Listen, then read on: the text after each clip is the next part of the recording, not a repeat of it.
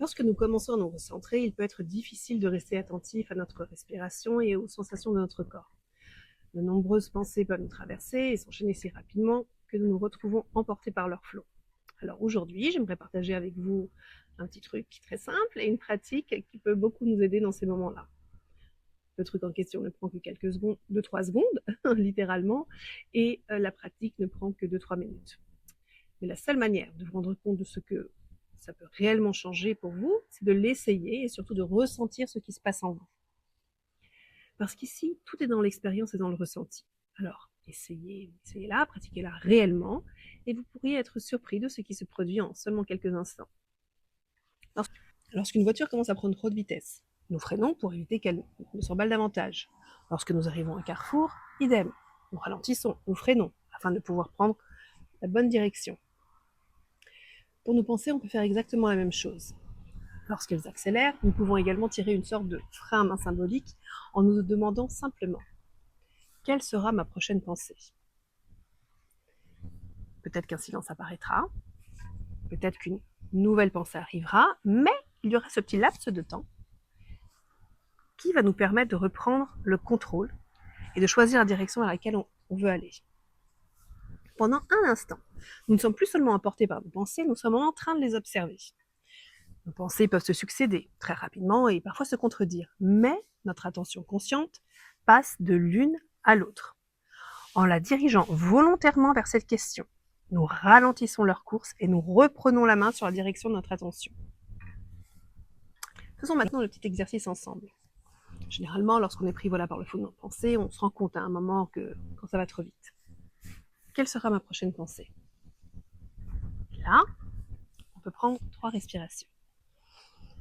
Inspirons, expirons. Encore une fois, inspirons, expirons. Encore une fois, inspirons, expirons. Puis, regardons autour de nous et nommons à voix haute 3 choses que nous voyons. Un papillon qui passe, un chien qui dort, une fenêtre. Si vous le souhaitez, vous pouvez observer leur couleur, leur forme, un détail particulier. C'est à vous de voir. Si vous le sentez, vous pouvez le faire, mais ce n'est pas obligatoire. Écoutons maintenant 3 sons différents et nommons-les également à haute voix. Une mouche qui passe, la respiration du chien, une voiture qui arrive au loin. Enfin, portons notre attention sur notre corps et nommons 3 sensations ou 3 points de contact. Mes pieds contre le sol, une douleur dans le bas du dos et le vent sur ma peau. En les nommant à haute voix, nous mobilisons notre vue, notre parole, notre oui et les sensations de notre corps. Nous ne restons plus uniquement dans notre mental. Notre attention revient vers ce qui se passe ici et maintenant. Nos pensées n'ont pas disparu, elles continueront naturellement à revenir. Mais nous avons ralenti leur course et retrouvé la possibilité de choisir vers quoi nous souhaitons ramener notre attention. Faisons